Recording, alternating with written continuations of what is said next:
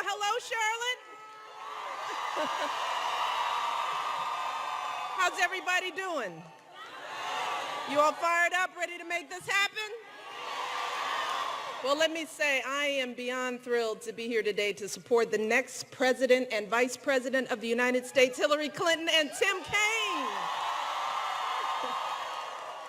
But before we get into things, I just want to take a moment to thank your Attorney General and soon-to-be Governor, Roy Cooper, for that wonderful introduction. And I want to recognize a few more people as well. Congresswoman Alma Adams, who is here. Your candidate for Lieutenant Governor, Linda Coleman. And of course, I want to thank all of you for being here, taking the time out of your busy days. I love you too. It's good to be back in North Carolina, and it's a beautiful day with a beautiful room full of people. And I have been so nostalgic campaigning. Can you believe I'm campaigning again? But I'm happy to be out here because this is the last time. And I can't believe that it's almost election day. We're getting there, folks, right? And we're coming to the end of our time, my family's time in the White House. Yeah. As I've said, it's fine. It's fine because we got a good replacement in Hillary Clinton, so we'll be good. But as I've been traveling around campaigning, I've just been sharing how this time is I'm mixed about this time. It's a little bittersweet because we are experiencing a time of great transition. For me and Barack and Malia and Sasha and Bo and Sonny and Grandma, all of us. As we figure out what we're going to do next, I got to get my husband to work. I'm going to need a job, but it'll be a job out of politics. My husband's got to get a job. Somebody's got to hire that man. They're making us move, so we're getting a new house. We have to pack up the old house, and as Barack says, we got to make sure we get our security deposit back, so we're working on that. But as it is a great time of transition for our family, I know it's a great time of transition for the entire country as we decide who our next president is going to be. And times like these can be difficult. We're feeling it, right? There's a lot of anxiety, a lot of uncertainty, and that's natural. We saw that in 2008 when Barack was first elected. I've reminded people that there were folks who had plenty of questions about what kind of president Barack would be. They wondered, would he understand us? Rightly, they wanted to know, would he protect us? But then, of course, there were those who had different questions. Questions that they continue to ask for the past 8 years, whether Barack was born in this country. As I've said, these questions are hurtful, deceitful, and they were designed to deliberately undermine his presidency. And I want to remind people, these are questions that cannot be blamed on others. They cannot be swept under the rug with an insincere sentence at a press conference. And I think that during his time in office, my husband has answered those questions with the example he set and the dignity he has shown by always going high when they go low. And he's answered those questions with the progress that we have all achieved together. Progress like passing health reform, creating millions of jobs, slashing the unemployment rate, lifting millions of people out of poverty, expanding LGBT rights so marriage equality is now the law of the land. I could go on and on and on. But even after all this progress, it is understandable that folks are feeling a little uncertain as we face this next transition. So the question now before us all is, how do we sort through all the negativity, all the name-calling that we've been experiencing and choose the right person to lead our country forward? Well, I'm out here because I'm sharing what I think is a unique perspective that I have. As someone who has seen the presidency up close and personal, I want to share with you what I have learned about this job, watching it every day for the last 7.5 years. First and foremost, this job is very hard. I have said it again and again, it is the highest stakes, most 24/7 job you can possibly imagine. The issues that cross a president's desk are never easy. He doesn't get the easy questions. The solutions to persistent systemic challenges are never black and white. And just think about the crises that Barack has faced just these last 8 years. In his first term alone, Barack had to rescue our economy from the worst crisis since the Great Depression. He had to make the call to take out Osama bin Laden. He's had to respond to devastating natural disasters like Hurricane Sandy and so much more. So when it comes to the qualifications that we should demand of our president, to start with, we need someone who will take the job seriously. And that means we need someone who will actually study and prepare so that they understand the issues better than anyone else on their team. And trust me, we need someone with superb judgment in their own right. Because yes, the president can hire the best advisors on earth, but let me tell you, 5 advisors will give the president 5 different opinions. And the president alone always has to make the final call. We also need someone who is steady and measured, because when making life or death, war or peace decisions, a president can't just pop off or lash out irrationally. And I think we can all agree that someone who's roaming around at 3 a.m. tweeting should not have their fingers on the nuclear codes.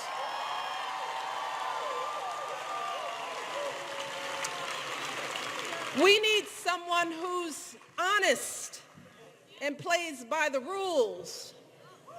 Because not paying taxes for years and years while the rest of us pay our fair share doesn't make you smarter than the rest of us. Now, we need a president who will choose to do what's best for the country, even when it doesn't personally benefit them. And finally, we need a president who's compassionate and who truly cares about all our families. Someone who will help us take on the hard issues our communities face, not just with slogans about law and order, but with real solutions to heal our divisions here in Charlotte and all across this country. So, at the end of the day, as I've said again and again, the presidency doesn't change who you are. It reveals who you are. And the same is true of a presidential campaign. U.S. presidential campaigns are very long, nearly 2 years or half of one presidential term, which gives voters a chance to get to know and observe a candidate's behavior over a meaningful period of time.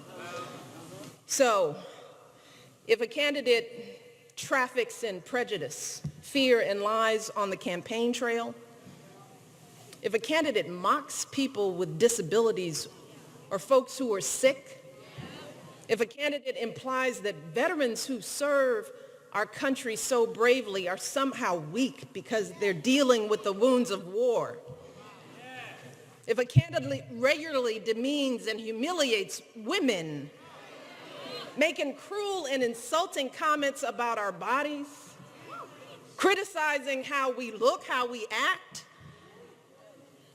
well, sadly, that's who that candidate really is. That's the kind of president they will be. And trust me, a candidate is not going to suddenly change once they're in office. Just the opposite, in fact, because see, the minute that individual takes that oath, they are under the hottest, harshest light there is. And there is no way to hide who they really are. But see, at that point, it's too late.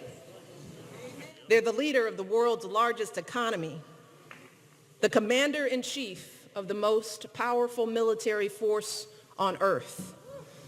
With every word they utter, they can start wars, crash markets, fundamentally change the course of our planet.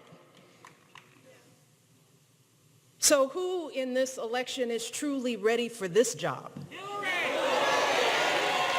Well, I agree. For me, there is only one candidate in this race who we can trust with those responsibilities, only one person with the qualifications and temperament for this job, and that person is our friend Hillary Clinton, without a doubt. Without a doubt. We know that Hillary's the right person because we've seen her character and commitment, not just during the campaign, but over the course of her entire life. We've seen her dedication to public service, how after law school she became an advocate for kids with disabilities. She fought for children's health as First Lady, for quality child care as a senator. And when she didn't become president in 2008, Hillary didn't just throw in the towel. No, she once again answered the call to serve and earned sky-high approval ratings. She earned sky-high approval ratings as our Secretary of State. And for those who question her stamina to be president, Hillary's resilience is more than proven. As she said in the debate last week, she's the only candidate in this race who has traveled to 112 countries, who has negotiated a ceasefire, a peace agreement, a release of dissidents, who spent 11 hours testifying before a congressional committee. Hillary Clinton is tough. See, I've watched her. When she gets knocked down, she doesn't complain. She doesn't cry foul. No, she gets right back up, comes back stronger for the people who need her most. And let's not forget that Hillary is one of the few people on this entire planet, and clearly the only person in this race who has any idea what this job entails. The staggering stakes, the brutal hours, the overwhelming stresses. See, and this is the beauty of it. She knows this, and yet she's still willing to do this job. See, because Hillary was raised to believe that she has an obligation to use her talents to help as many people as possible. And that is why she's running. See, now for me, that's dedication. That's what love of country looks like. So when I hear folks saying that they're just not feeling inspired in this election, I really have to disagree. Because right now, we have an opportunity to elect one of the most qualified people who has ever endeavored to become president. Hillary, I remind people, Hillary has been a lawyer, a law professor, First Lady of Arkansas, First Lady of the United States, a U.S. Senator, Secretary of State. See, Charlotte, that is why I'm inspired by Hillary. That's why I'm here. I'm inspired by her persistence and consistency. I'm inspired by her heart and her guts. I'm inspired by her lifelong record of service. No one in our lifetime has ever had as much experience and exposure to the presidency. Not Barack, not Bill, nobody. And yes, she just happens to be a woman.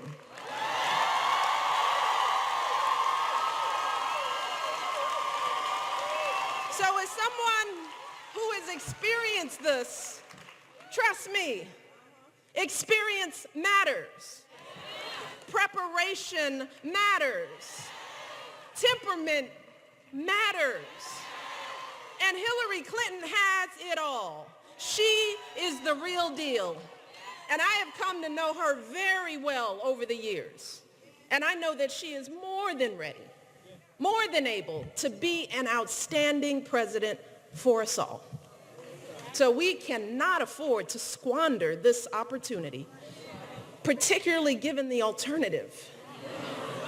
because we know that being president isn't anything like reality TV. This is not an apprenticeship. It's about whether someone can handle the awesome responsibility of leading this country. So really take the time and think about this. As you prepare to make this decision, and this decision is yours, I urge you to ignore the chatter and the noise and ask yourselves which candidate really has the experience, the maturity, and the temperament to handle this awesomely hard job. Which candidate's words and actions speak to the values we all share, values like inclusion, opportunity, sacrifice for others. See, because your answers to these questions on Election Day will determine who sits in the Oval Office after Barack Obama. And I want to be very clear. Elections are not just about who votes, but who doesn't. So for any of you who might be thinking that your one vote doesn't really matter, or that one person really can't make a difference, I want you to consider this. And I share this with everyone I go, because it's the same in every election, not just the presidency. But back in 2008, Barack won North Carolina by about 14,000 votes.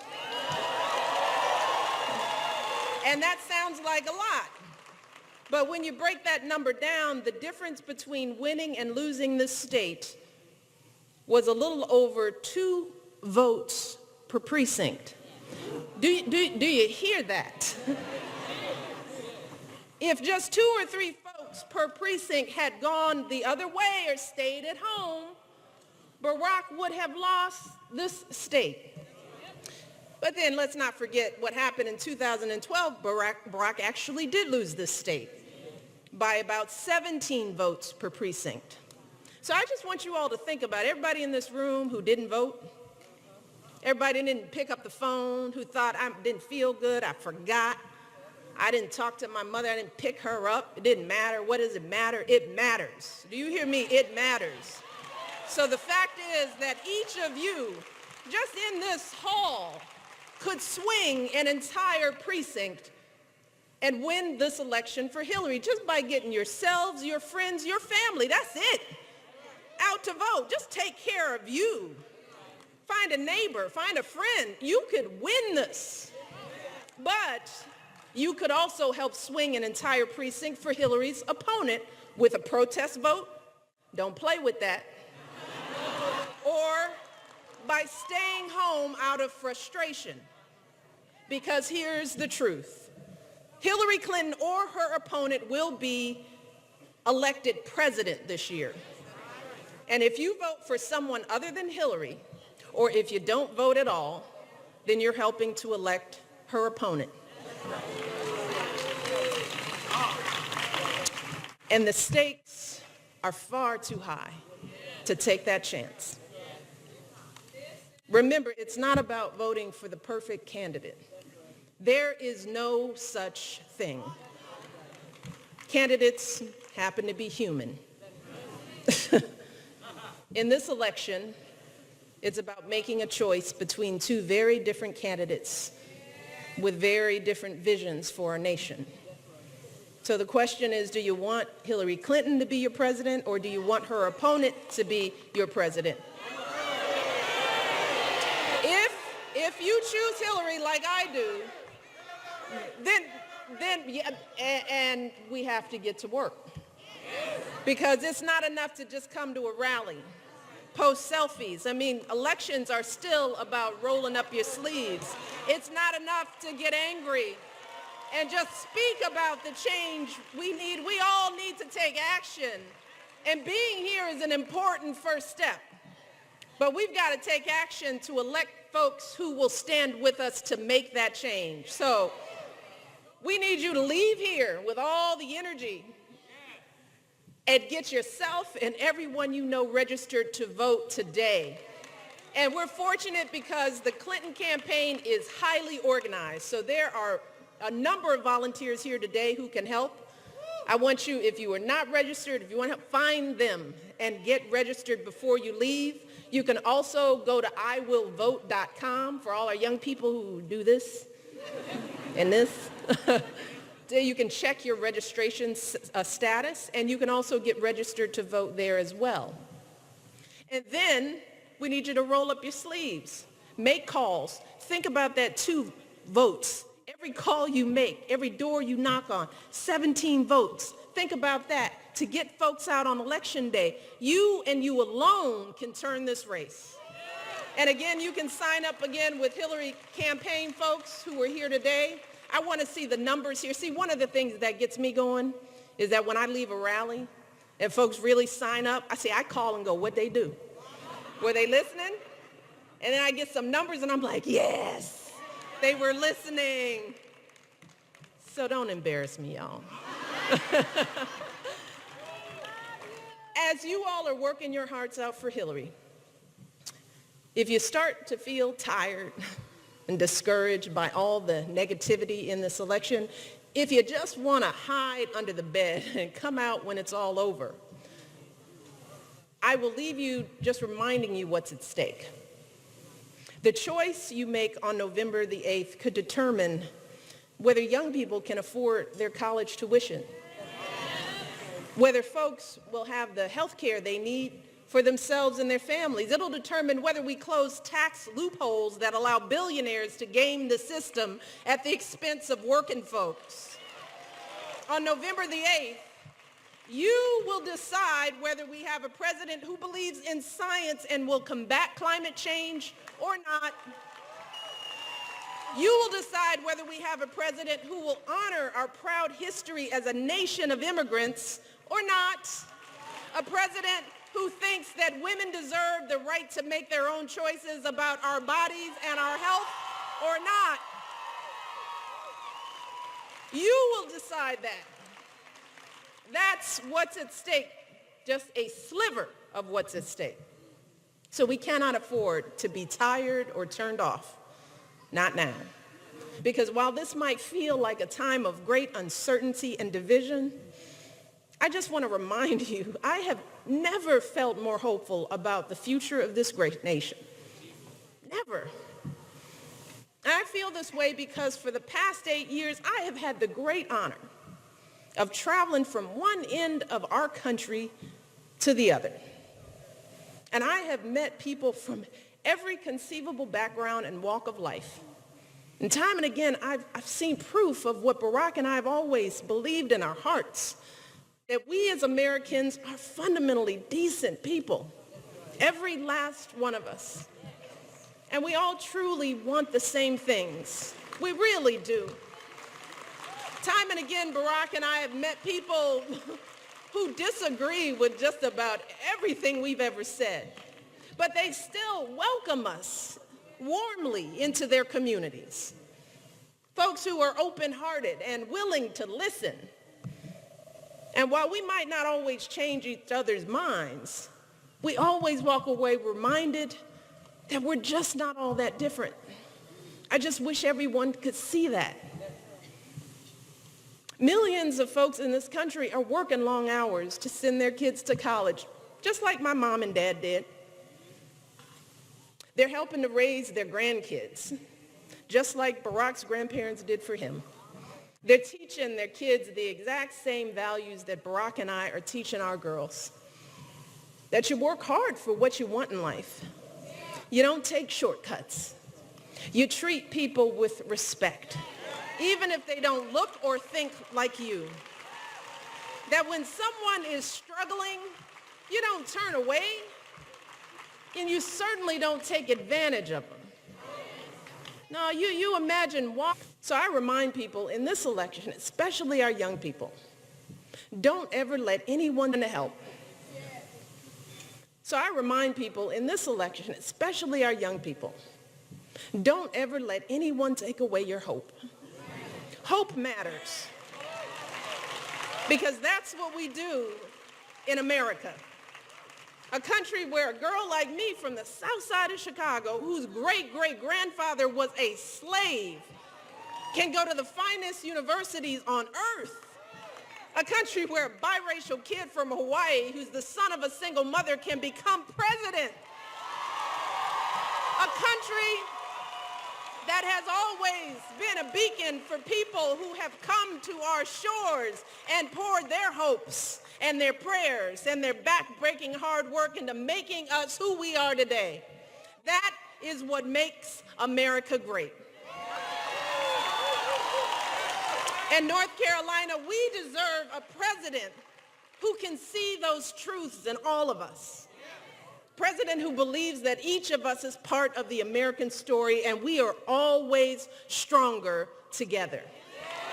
A president who will bring out the best in us, our kindness, our decency, our courage, our determination, so we can keep perfecting our union and passing down those blessings of liberty to our kids who are watching.